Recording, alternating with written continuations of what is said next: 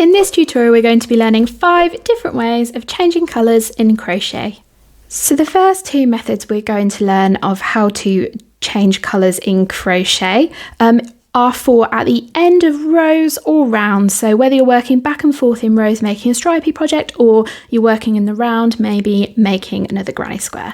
So what we actually do is my first colour, which is this green colour here, is we actually fasten off. So I've fastened off this end of this green yarn just as if I'd finished this complete piece of crochet. And then because I'm working in rows and not rounds, I'm going to turn my work over like I would if I was continuing with the green yarn. And what we're going to do is we're going to pull up a loop from nowhere, from nothing. And this is the method that I actually show in my granny squares tutorial that I will link up in the top corner. So what I'm going to do is I'm going to find that first stitch of the row and I'm going to put my hook into it. And then I'm going to lay the new colour of yarn across my hook, leaving that tail to weave in later. You can knot these 2 ends together, but I tend not to. And then I'm literally going to grab that yarn that I've laid over the top of my hook and pull it through that stitch just there. And then I can crochet my row as normal. So I'm doing my starting chain of 3 and then I'm going to work my double crochet row. So let's learn another method for changing colours at the end of rows. So this second method only really works for rows. It doesn't work very well for working in the round. So at the end of the row, I've worked my row until the very last stitch. I've left that stitch unworked. And what I'm going to do is I am going to complete my very last stitch right up until the very last yarn over and pull through. So the stitches I'm doing are double crochet. So I'm going to make that stitch into that last stitch. And then I've not done that final yarn over, and then I've cut my yarn, leaving a tail for weaving in later. Grabbing my next colour of yarn, I'm going to lay the yarn over the top of my hook, just like we did on this colour change here. I'm going to pull it through those last 2 loops of the stitch. And you can see this gives us a nice, clean change of colour there. So you can, if you want to, knot these yarns together and weave them in, but what I actually do when I change colour is I cross them over like this, and then I make sure to weave them in as soon as I can as I go, and not at the very end of my project. But you absolutely can knot them if you want to. So now I'm ready to continue crocheting back this row. The next 3 methods I'm going to show you are for how to change colour in the middle of a row. So just like with method 2, I have worked my crochet up until the point where I want to change my colours, and I've not done that very last stitch. We're going to do exactly the same as what we did in method 2. So I'm going to continue doing that crochet stitch until that very last yarn over and pull through. It does work for any stitch. I am using double crochet here. Then I'm going to cut my yarn, grab my next colour of yarn, and I'm going to lay this yarn across my crochet hook just like we did previously, and then pull that through those last 2 loops of that. See, this stitch has become a bit elongated because it's not attached to anything. That's a loose bit of yarn, so I'm going to give that a gentle tug. And again, you can tie these in a knot in the back if you want to, or just weave them in as soon as you are able to, and then you can just continue crocheting the rest of that row. And if I show you now, by doing that very last, by waiting to change colour until that very last pull through, you get a really sharp, crisp colour change just there. So the rest of the colour changes I'm going to show you are for scrappy projects. They're not good for these accurate colour changes here, or they are good if you're joining 2 ends of 2 balls of yarn in the middle of a project that are the same colour, or a scrappy project, but they are really good ones to know as well. So unfortunately I needed to refilm method 4, so I'm sorry for any changes in lighting and audio. So this method is great for scrappy projects and for adding in a new ball of yarn if you're using the same colour. This join's called the Russian join, and you are going to need a sharp pointed needle. These are often called darning needles in craft shops. You can do this with a blunt needle, but it's so much easier if you do have a sharp needle. So here I am at, say, the end of this ball of yarn. That's this green yarn, and I'm wanting to join in this pink yarn. So what I'm going to do is I'm going to lay my yarn in a cross shape, just like this. And then I'm going to pull that green end over onto itself, and the same with the pink end over onto itself to create a twist between the two colours. Now what I'm going to do is I'm going to thread that yarn end onto my sharp needle. This one has quite a small eye, so give me a minute. There we are, we're on. And then what I'm going to do now to stop this sort of kind of a twist in yarn, this sort of overlap of the yarn, I'm actually going to pinch it to stop it moving around too much. And then I'm going to take that yarn needle and we're actually going to weave this yarn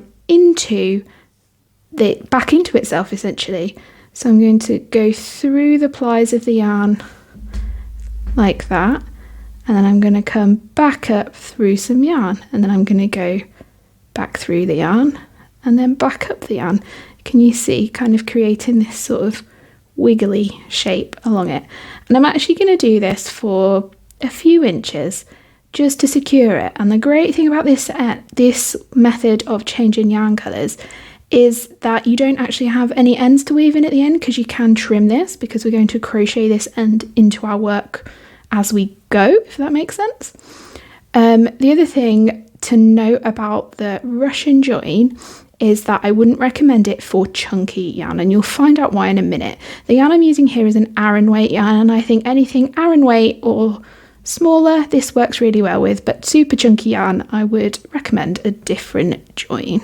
So I've threaded that needle up through quite a lot of that yarn, and then I'm just going to pull that tail through. Need to pull that quite tight there. I'm going to spread this a little bit, and as you can see, we've sort of created this double thick piece of yarn that we can actually crochet with. So what I'm going to do is I'm going to pull that tail out. I would often do this a little bit longer than this, but I don't want you sat there for ages while I'm threading yarn onto a needle, so I'm going to trim that yarn tail. So now we're going to repeat those steps with the pink yarn. I'm going to thread it on my needle and thread that tail back up through the yarn itself with that sort of zigzag running stitch along the yarn. And then I'm going to come back and I will show you what it looks like crocheted up. So this is what this join looks like once you've done both sides, and you can see we've got a very sharp join in the centre, but you can see that that yarn is a little thicker than the rest of the yarn. So let's crochet it up and see what that does to our crochet stitches. So I'm going to continue working my double crochet, and I'm literally using this yarn just as I would any other yarn.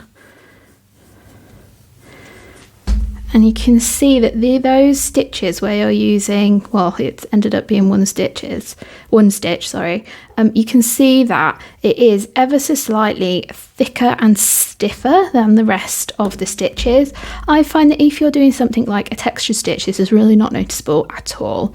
So that is the fourth method. So now I'm going to show you the fifth method, which is also great for scrappy yarn projects like this. The last method we're going to use, again, can be used for scrappy projects or for joining in the same colour of yarn. I'm using two different colours of yarn for this demonstration. So this method is called the magic knot. I do mine, I make one change to mine than other people because I don't trust that that knot will stay together over time, and some people have said that magic knots do come apart.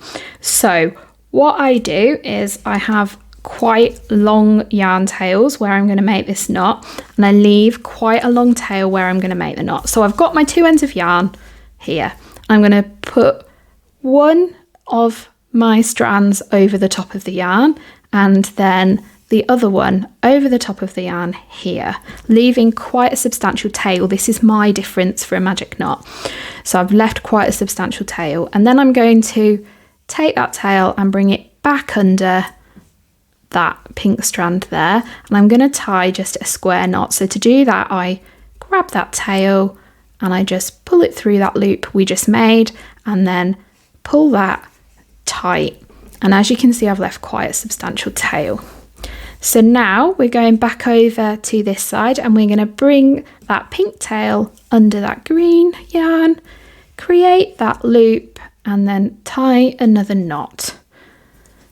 And I'm going to try and create more of an end here than I have because I've left that quite short. There we go. And then I'm going to tighten up that knot. Again, I've got quite a long end.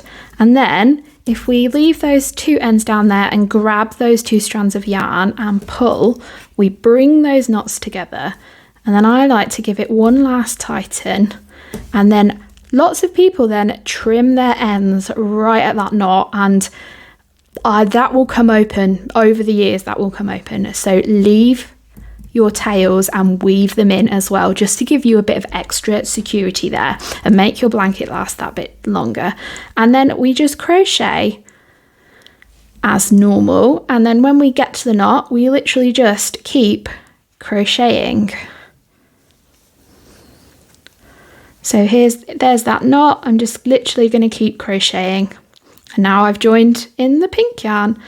And then, like I said, I would go back and weave those ends in rather than trim them like most people do. So that is 5 ways of how to change colours in crochet. There's loads more ways, but these are the 5 that I use. So yeah, give me a like if you've liked this tutorial and check out the one that's on your screen now.